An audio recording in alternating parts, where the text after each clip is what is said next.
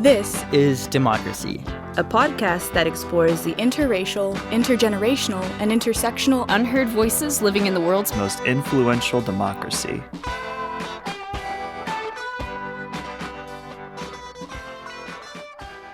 Welcome to our new episode of This is Democracy. Today we're going to discuss a topic that's ever present in American history, but particularly important now and in the lead up to our new elections and the aftermath of elections in 2016 and 2018, the question of the role of the working class in American history. What is the working class? Who are they? Where does the concept come from? And how do we think about that concept in relationship to the evolution of our democracy today? We have with us not only an expert on this topic, but someone who's probably over the course of the last 3-4 decades done some of the most important work on understanding the changes in American democracy and American politics, my colleague and friend Michael Lind. Michael is the author of a brand new book that I have just been reading, and it's really wonderful. It's really a learned essay. I hope you're comfortable with my saying that. It's a long essay. It's wonderful. Learned, maybe. Well, learned, long, and it's in many ways in the tradition of long-form journalism of an earlier generation, right? It's called, Michael Lind's new book is called The New Class War, Saving Democracy from the Managerial Elite. Michael has written countless other books on issues in American politics, religion, society, and the media. He's been very active throughout the world of think tanks and policy, and now he's my colleague at the LBJ School of Public Affairs here at UT. Michael, it's great to have you here. Thank you for having me. My pleasure. Before we turn to our discussion with Mike, we have Zachary with his scene-setting poem today. What's the title of your poem, BK? Picturing America's Working Class. Let's hear it. Why is it that whenever I picture America's working class, my mind flutters between the image of a bus stop in a small German town during a power outage in an English-dubbed sci-fi television show, and the angularity of looking at a McDonald's sign through the highway supports? Or in my mind, it is some false recollection of car part assembly plant in Wisconsin, where all the workers seem to be balding white men in worn blue button-down shirts, some recreated picture of a Springsteen song in Williamsport, Pennsylvania, that time we drove from Ithaca to Gettysburg.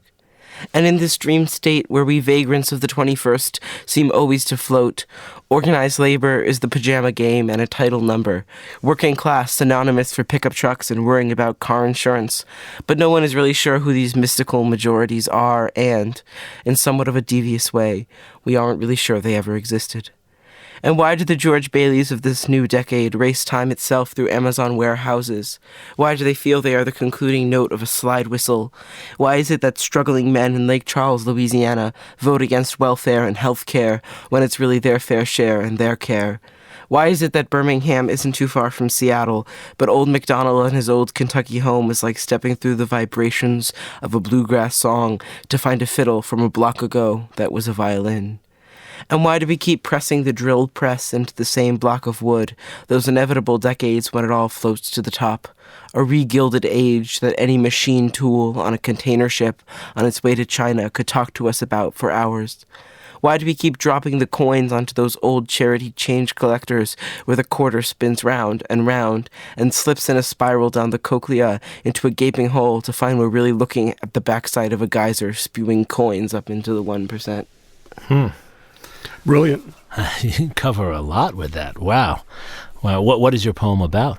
My poem is really about this image of the American working class that so many of us have, that to every generation seems like an ideal that we're working towards, but at the same time it feels very distant. And it's sort of about the mythology of the working class in American society and its relationship with money. Right. Wow. And all the references to it in our daily lives. Mike, what do you think? How do we think about the working class? Is this a good place to start? Yeah, I think there are sort of stereotypes.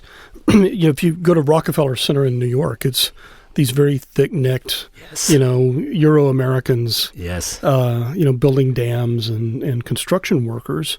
And the working class has always been much more diverse than that, of course.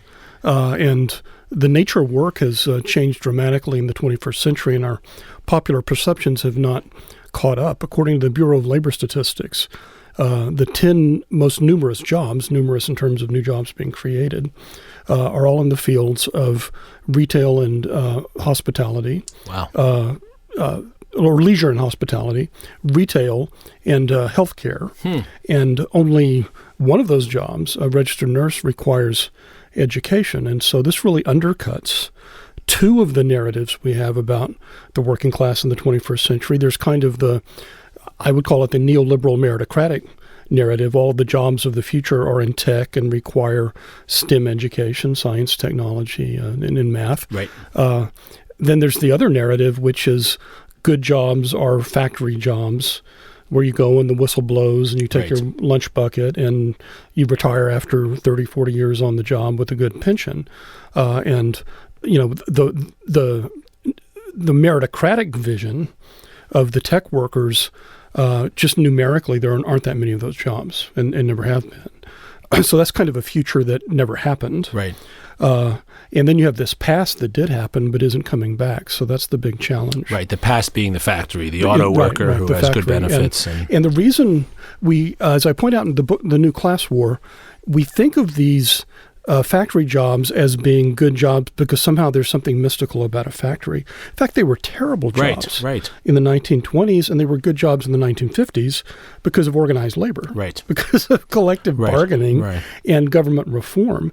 And if history had gone somewhat differently, let's say if health aides and white-collar service workers had unionized in the 1940s and 50s, but not steel workers and auto workers, we might to this day think of, hospital, orderly job, that's a great job.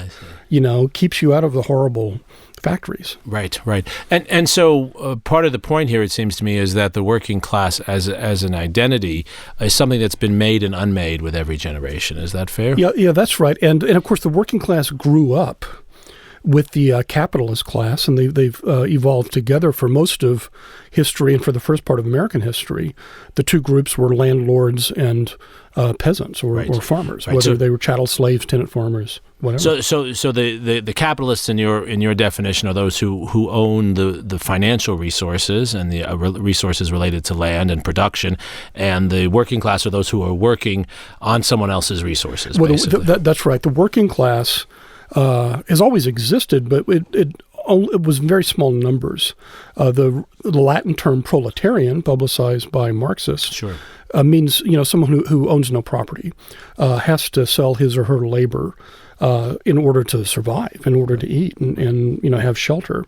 And what I call the First Class War took place beginning in Britain, the first industrial nation, and then in other countries as they industrialized, when the children and grandchildren of farmers or farm labor moved to the cities, became landless laborers, and this created an enormous crisis because they couldn't fall back on the village, on their neighbors, on farming. They were completely dependent on their wages. And this First Class War, I argue, ended after much strife by about 1945 in the Western democracies, when you had a class compromise brokered and more or less imposed by national governments, largely in the interest of wartime mobilization, but then it lasted after that. And that's what brings a kind of golden age for the working class, right? Yeah, that's right. And I think the prior stage of wartime mobilization tends to be neglected, where you look at, for example, unionization in the United States. This was a constant struggle from below, and it never really succeeded until actually during World War I, when Woodrow Wilson brings in Samuel Gompers, the head of the American Federation of Labor, into the government. Franklin Roosevelt does the same thing by means of what is called the maintenance of membership rule. A union membership just shoots up because that's a condition imposed by the federal government on employers who want to get government contracts during the war. And both after World War I and World War II, employers had a counter-revolution, which was quite violent in the 1919 strikes and then in the 1920s. And they more or less successfully repealed all of these gains after the Wilson administration.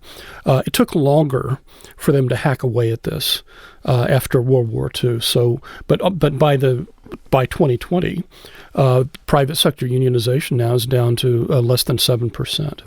Right. One of the points you make in the book is that working people, whether they are working people in rural areas, urban areas, etc., they have less voice in our society, and that builds upon what you describe very well in the book, the prevalence of working class voices in this period after World War II. One thinks of the role of unions in American politics, but beyond that, in sort of day-to-day life in communities. Why is that the case at that point, in that period? Well, I sort of follow Max Weber, thinking of different realms of society, and the three realms I talk about are power, economics, and the culture.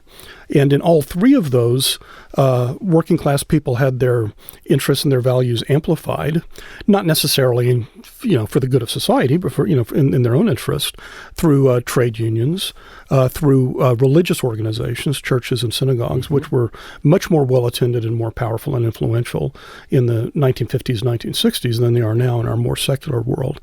And finally, through local political machines. And looking back from today's partisan politics, conservatives don't like unions. A lot of secular progressives are anxious about organized religion.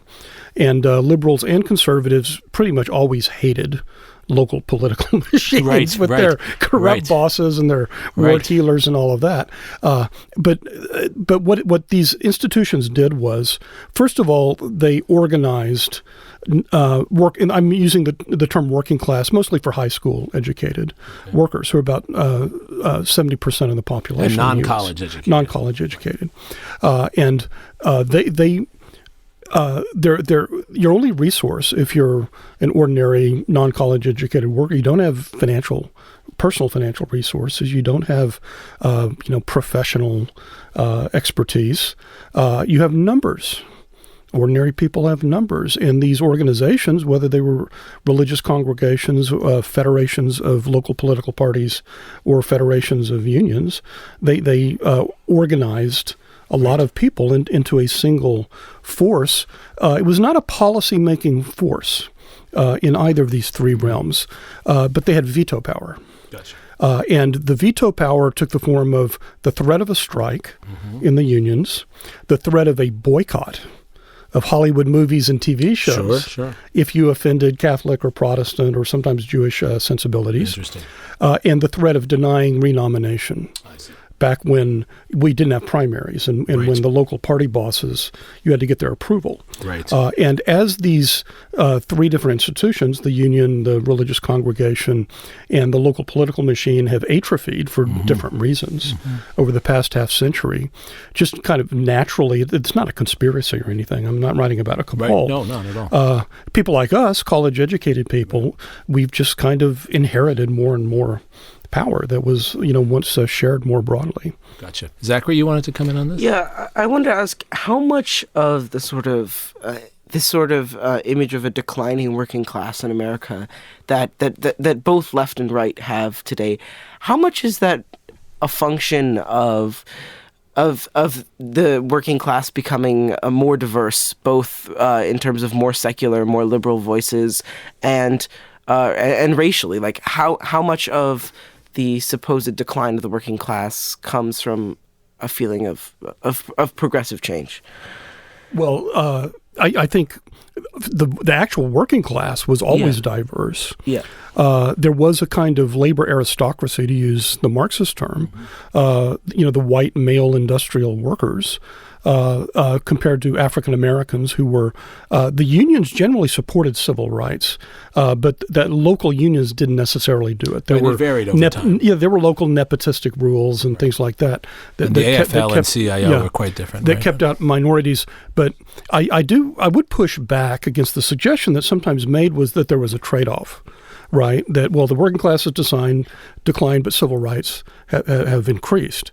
The two most important African-American civil rights leaders in the 20th century were A. Philip Randolph and Martin Luther King Jr. A. Philip Randolph was the Railway Porter Union. Right, of course. He was a labor leader. Pullman sleeper cars. That's right. And he was the chairman of the March on Washington, the title of which, in 1963, where Martin Luther King Jr. made his I Have a Dream speech, the March for Jobs and Freedom. Right. So jobs, collective bargaining were intimately linked in the civil rights era. And then, of course, Martin Luther King Jr. was a pastor in a somewhat socially conservative church. Not most people don't realize this. Billy Graham and King were friends, and they seriously considered going on a nationwide revival where they would preach, their version of evangelical Protestantism. Right. And Graham, from a very early period, insisted on integrating all of his religious revivals in the southern states, whatever the local rule. Right. So what the civil rights leaders wanted was to bring African Americans into the existing New Deal order with organized labor and all of that. It wasn't their intent to, end up with this kind of globalized neoliberal system where unions wither away, and also becoming more secular, because if to this day, a lot of working class African Americans and Latinos are more socially conservative than a lot of white progressives. Mm-hmm. So is what's driving this really the decline of these other institutions? Is it a set of attacks upon them? What because it seemed to be a system that worked pretty well the way you describe it in the 1950s and 60s, right? I think organized labor is really the key to it. That's the thing. If you look at the where you get the rise of these populist movements in the second half of the second decade of the 21st century, whether it's the U.S., UK, France, Italy, Germany, it's deindustrialized regions. Right. Either they were long in decline, a lot of them were hit by this wave of subsidized Chinese import competition, which, according to David Autor and his colleagues, very rapidly wiped out millions of jobs. So automation had something to do with it, but there was also just this tsunami. And those groups had been the core of the center-left and the social democratic parties in this 1945 to late 20th century era. As they declined, the center-left parties essentially have a new coalition. It's increasingly upper middle class, college-educated, native whites. And this is on both sides of the Atlantic. I think we're now sufficiently close to Europe, we can make some broad generalizations to Western Europe, not Eastern Europe. That's a different thing. But Western Europe, minorities, and immigrants. By no means not all of them, but majority. So this would be the Democratic Party in the U.S., the SPD in Germany. The Labor Party, the SPD.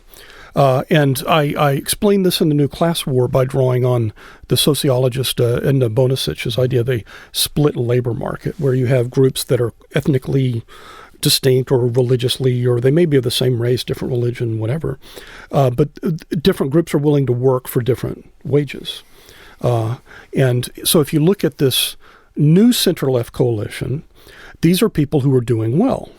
And it may seem paradoxical because it's this kind of hourglass coalition of very well-paid professionals, but also rather poorly paid immigrants in particular in Western countries. Sure. But the immigrants are doing better than they were. Right. They're aspirational, so to them life is getting better than it was in the old country. Then you have these often in the former manufacturing areas, downwardly mobile or at least stagnating native white working class, but by no means all native white working class. Throughout the book, I insist on qualifying this. I say it's mostly, but not entirely, white. If you look at the voters for Brexit in Britain, 1/3 of BAME voters, Black and Middle Eastern voters, voted for Brexit. Really? Yeah. If you look at 29% of Latinos voted for Trump, and much higher, for Abbott in Texas. So it's not a matter of the white working class; it's the mostly white working class. And why do they see these figures? Zachary referred to them in his poem, who seem to be cutting off their benefits as the people they want, those who are attacking health care provisions. And I think if you look at the three realms, and you have these working class British Labour voters who switched massively for the Conservatives from Labour, and they think of the Labour Party as being metropolitan, professionals who look down their noses at them culturally, in the realms of culture. Politically, they feel they don't have much voice.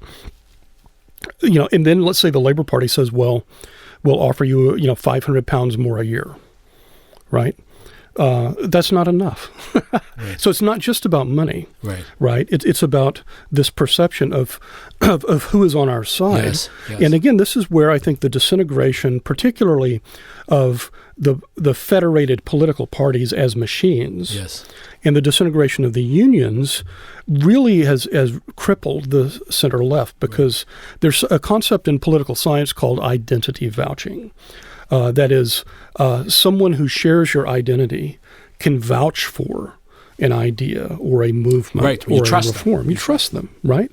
As opposed to someone from a completely different group who parachutes in and says, this is good for, well, who are you? What standing do you have? Right. What authority do you have in our community? And there's a lot of data that shows that unionized working class whites in the U.S. vote in a more liberal direction than the non-union ones. Right. And that's because the union officials whom they trust can explain what the party line is nationally. The reverse of that is also important. It means that discontent can bubble up from below. And we have these political elites now where the parties are kind of free-floating labels that Trump can buy, or billionaires, Steyer and Bloomberg and so on. So how do they find out about what people are thinking?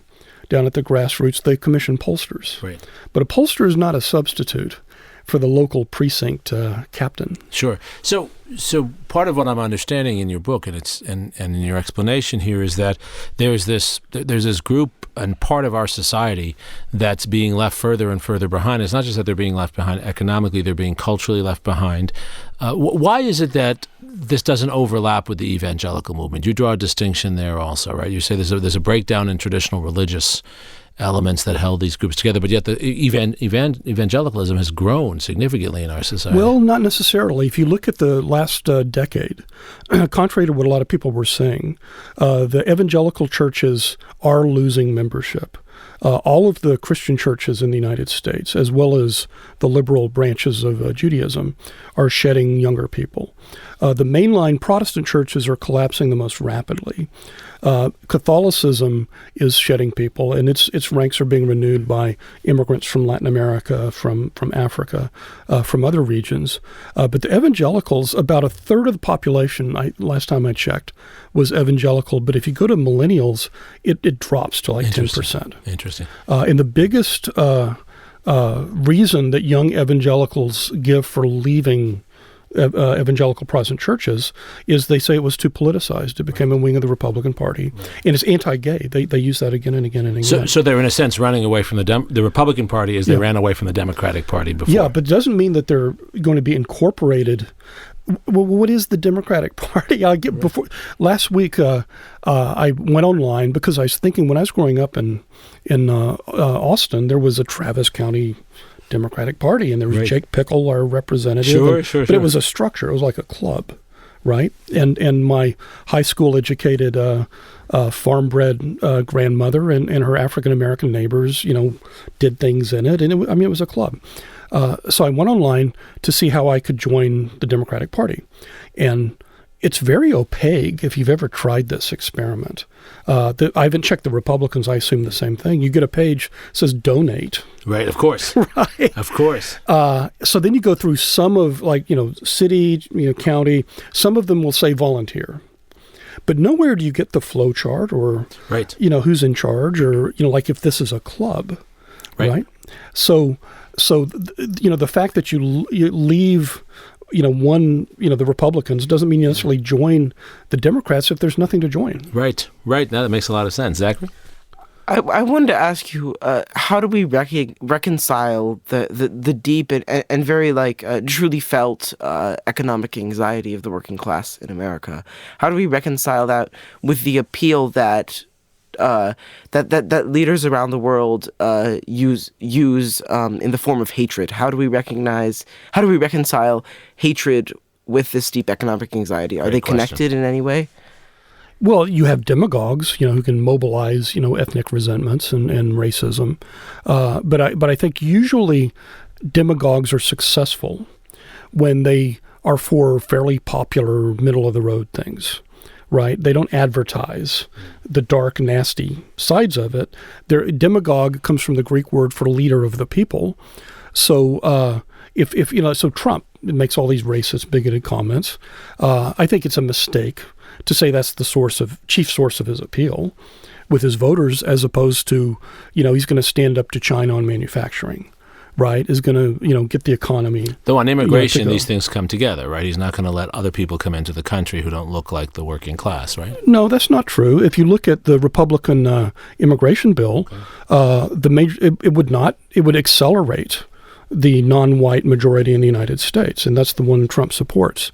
What it would do is it would shift the category from family unification, which is largely Latin American now, though it won't be a decade from now, to the sort of skilled meritocratic, pattern they have in Canada. Right. The vast majority of beneficiaries of those will be college-educated people from Asia, Africa, and also Latin America. One thing that people don't realize is Latin Americans, apart from Mexicans and Central Americans in the U.S., have much more income than the average white American because, they're professionals. Right. They're college students. Right. West Africans have very high incomes in the U.S. because most of them are professionals. Right. So, I'm not defending Trump. No. And he has used various dog whistles and so on. But there is no Republican plan anywhere that would reduce non-white immigration and increase white immigration from Europe. That just doesn't exist. Right. Even though he has said that. But you don't see Trump as coming from a long-standing hatred in American society and racism that's been here from the beginning, that has been hidden for the past few decades. No, as many have argued. No. For one thing, the racism is there. It's not terribly hidden. It's been declining according to every measure, including intermarriage, which is the ultimate measure of declining racism. And you also can't explain, either in the U.S. or Europe, a variable by a constant, particularly a declining constant, right? So if you look at far-right parts, in the National Front in France under Marine Le Pen, has capitalized on a lot of this populist discontent. But you can't say it's just racism because they were racist in 1980, 1990, and 2000. So what is it? Why do you get this influx of former socialist and often former communist voters from industrial regions in France? And I think it's involved with globalization and immigration to some extent in its economic. Right. It's interesting. This is the phenomenon of the voters who say they like Trump and Bernie Sanders, for example. There was a fascinating study by David Autor and his colleagues that showed that the higher the damage done by Chinese import competition in manufacturing areas in the Midwest, the more likely voters were to favor either Trump or Sanders. Right, because they thought the mainstream centrist Bush Republicans, Clinton Democrats had let them down. Right. So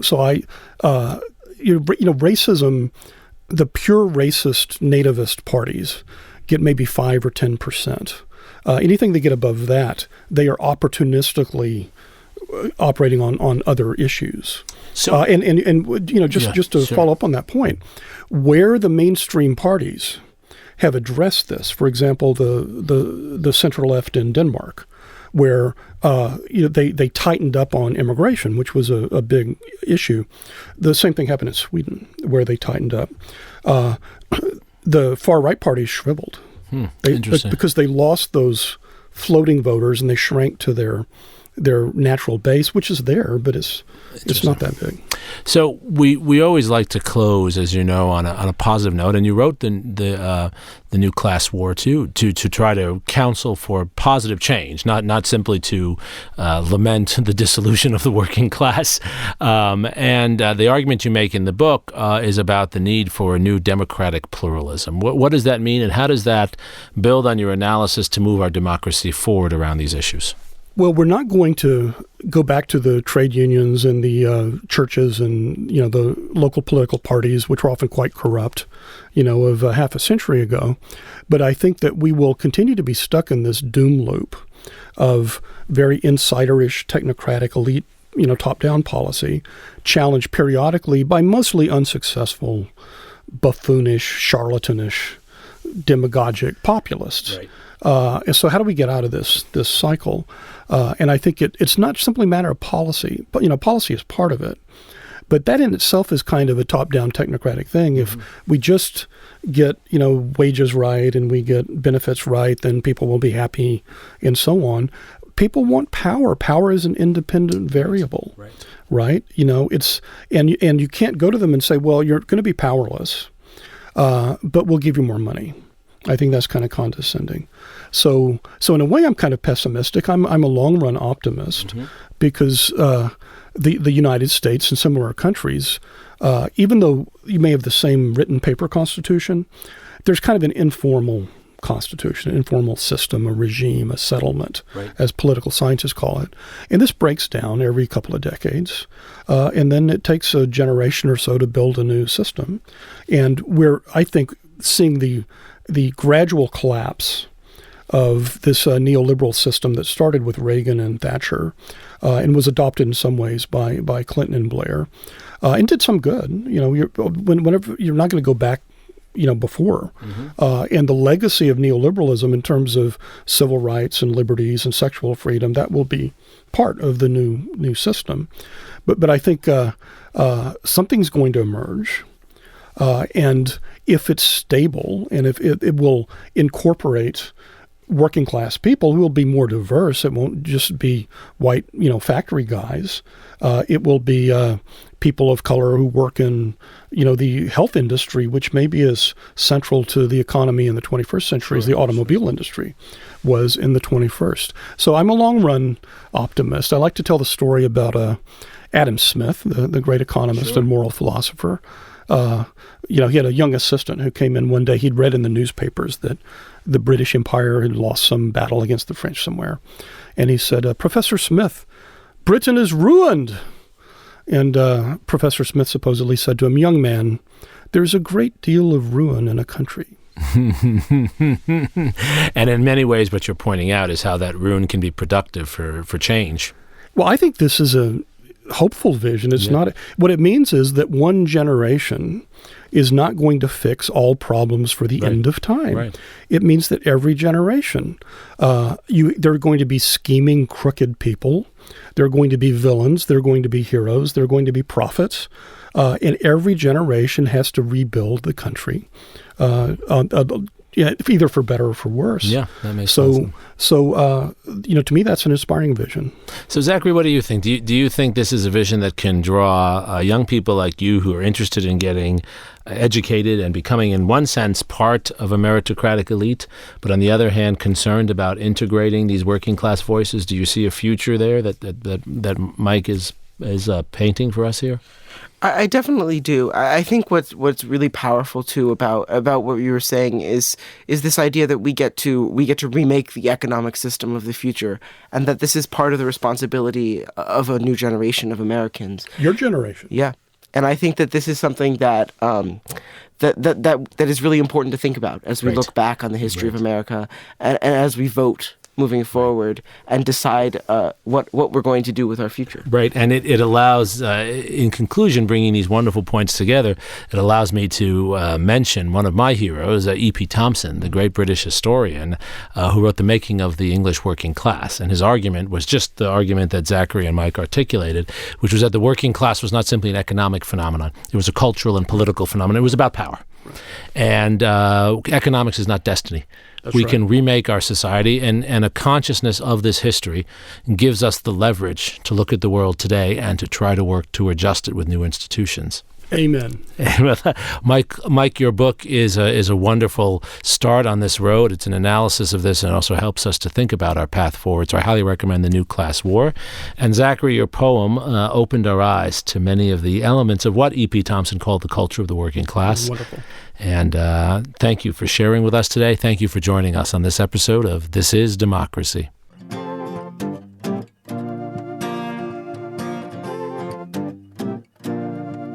This podcast is produced by the Liberal Arts Development Studio and the College of Liberal Arts at the University of Texas at Austin. The music in this episode was written and recorded by Harrison Lemke, and you can find his music at harrisonlemke.com. Subscribe and stay tuned for a new episode every Thursday featuring new perspectives on democracy.